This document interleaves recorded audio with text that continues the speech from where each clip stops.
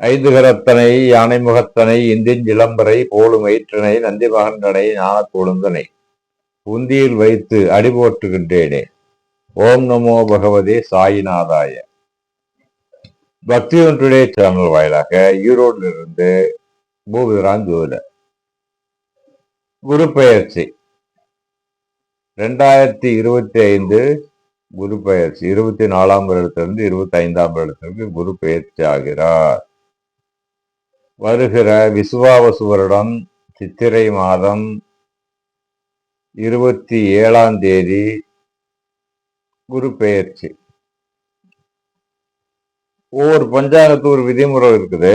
இப்ப இது திருக்கணித பிரகாரம் 27ஆம் தேதி பயிற்சி ஆகுது. வாக்கிய பஞ்சாங்க பிரகாரம் சித்திரை 31ஆம் தேதி பயிற்சி ஆகுது. அப்போ சித்திரை 31ஆம் தேதி தான் சரியான கணக்குக்கு வரும். அப்போ ஆங்கில தேதி என்னன்னு கேட்டீங்கன்னாக்க 14/5/2025 புதன்கிழமை சித்திரை மாதம் 31ஆம் தேதி மாலை 5:48 இருந்து 6:01 இதுதான் கணக்கு, பொது கணக்கு பயிற்சி ஆகுது. இது பொதுவா உலக ரீதியா பார்க்கும்போது நிறைய மாற்றங்கள், நிறைய ஏற்றங்கள்லாம் உண்டு. ஒவ்வொரு ராசிக்கும் ஒவ்வொரு விதமான பலன்கள் நடந்தாலும் அவங்கவுங்க சுயஜாதக பிரகாரம் திசா புத்தி அந்தரங்களை கொண்டு சூட்சும அந்தரங்களை கொண்டுதான் பலன் நடக்கும். பொதுவான பலன் பார்க்க போனீங்கன்னாக்கா உலகத்துக்கு பொதுவாகவே நல்லா தான் இருக்குது. ஏன்னா காலபுருஷ தத்துவப்புறம் 9ஆம் இடத்தை பார்க்குது. மேசராசியில இருந்து காலபுருஷனான மேசராசியில இருந்து 9ஆம் இடம் தனுசுவை பார்க்குது 7ஆம் பார்வையா, 5ஆம் பார்வையா துலாம பார்க்குது, 11ஆம் பார்வையா கும்பத்தை பார்க்குது. இந்த பார்வை சிறப்பான பார்வைகள் தான். இந்த பார்வை சிறப்பான பார்வை தான். எல்லாத்துக்குமே நல்ல சுபிச்சங்களை தரக்கூடிய, ஏற்றங்களை தரக்கூடிய அற்புதமான பெயர்ச்சி குரு பெயர்ச்சி. சிம்மராசி மகம் பூரம் உத்திரம் 3 நட்சத்திரங்களை கொண்டு பிறந்தவங்க. இதுல இந்த குரு பெயர்ச்சி பாத்தீங்கன்னா பெண்களுக்கு சிம்மம் பூர நட்சத்திர பிறங்களுக்கு ரொம்ப சிறப்பா இருக்கு. ஏன்னா குரு பயிற்சி ஆகக்கூடிய காலத்துல சுக்கிரன் நல்லாவே இருக்கிறார். அதே மாதிரி குரு 11ஆம் இடத்துக்கு வர்றார். சனி பகவான் 8ஆம் இடத்துக்கு வர்றார். ராகு பகவான் 7ஆம் இடத்துக்கு வர்றார். குடும்பத்துல மட்டும் சின்ன சின்ன வாக்குவாதங்களை தவிர்த்துக்கிறது நல்லது. கணவன் மனைவிக்குள்ள மிஸ் அண்டர்ஸ்டாண்டிங் வர்றதுக்கு சில வாய்ப்புகள் இருக்குது. அதை பார்த்து அனுசரித்து போய்க்கணும். மக நட்சத்திரக்காரங்க கொஞ்சம் எச்சரிக்கையா இருக்கணும் இந்த காலகட்டத்துல. ஏன்னா லக்னத்துக்கே கேது வர்றார்.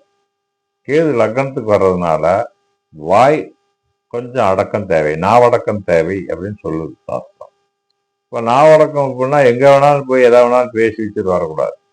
நண்பர்கள் 4 பேர் சேர்ந்து போறீங்க, ஏதோ ஒரு சந்தோஷத்துக்காக போறீங்க, ஒரு சினிமாவுக்கு போறீங்க, ஒரு டிராமாவுக்கு போறீங்கன்னா கூட எச்சரிக்கையா போயிட்டு எச்சரிக்கையா வரணும். புதுசா கைகளை போறாம பார்த்துக்கணும், வம்போல போறாம பார்த்துக்கணும். மற்றபடி தொழில் பார்த்தீங்கன்னா ரொம்ப சிறப்பா இருக்கு, சூப்பரா இருக்கு. தொழில் நல்லா இருக்கு. 10ஆம் இடத்துக்குரியவன் சுக்கிரன் அப்படிங்கிறதுனால, அது மாத கிரகங்கிறதுனால ரொம்ப சிறப்பா தான் இருக்குது. சுக்கிரனுடைய பெயர்ச்சியும் இந்த காலத்தில் நல்லா இருக்குது. சனி பெயர்ச்சியும் நல்லா தான் இருக்குது. 8ஆம் இடத்துக்கு வர்றாரே ஒழிய பணபரத்துக்கு வர்றார். பணம் கொடுக்கக்கூடிய இடம், அந்த இடத்து அதிபதி குரு 11ஆம் இடத்துக்கு வர்றார். 11ஆம் லாபஸ்தானம். அங்கே மிருகசம் திருவாரே புனர்வசம். அப்போ ராகுடைய காலுக்கு வரும்போது கொஞ்சம் நல்லா தான் இருக்குது. ஆச்சுங்களா? லாபங்கள் கிடைக்கும், மேன்மையாகும். இடம் வீடு வாங்கி வியாபாரம் ரொம்ப சிறப்பாக இருக்கும். புரோக்கர்களுக்கு நல்லா இருக்குது. ஏன்னா தனாதிபதி புதனும் சஞ்சாரத்தில் நல்லா தான் இருக்கார், கெட்டு போகல. ஆக நல்லா இருக்குது. குடும்பம் பார்த்தீங்கன்னாக்க மனைவி மக்கள்கிட்ட கொஞ்சம் அனுசரித்து போங்க. தாயார் தந்தையரை கொஞ்சம் பார்த்துக்குங்க. சகோதர சகோதரிகிட்ட பிணக்கெல்லாம் பார்த்துக்குங்க. மூத்த சகோதரர்கிட்ட ஓரளவுக்கு அனுசரித்து போகிறதும், இளைய சகோதரர்கிட்ட கொஞ்சம் பிணக்கு வச்சுக்கிறது ரொம்ப தப்பு. ஏன்னா இளைய சகோதரக்காரன் பார்த்தீங்கன்னா சுக்கிரன், மூத்த சகோதரக்காரன் பார்த்தீங்கன்னா புதன். அப்போ அந்த காரகத்துவ பிரகாரம் பார்த்தீங்கன்னா மூத்த சகோதரம் கொஞ்சம் அனுசரித்து இருக்கிற மாதிரி தெரியும். இளைய சகோதரத்துல சில பிரச்சனைகள் வர மாதிரி தெரியும்.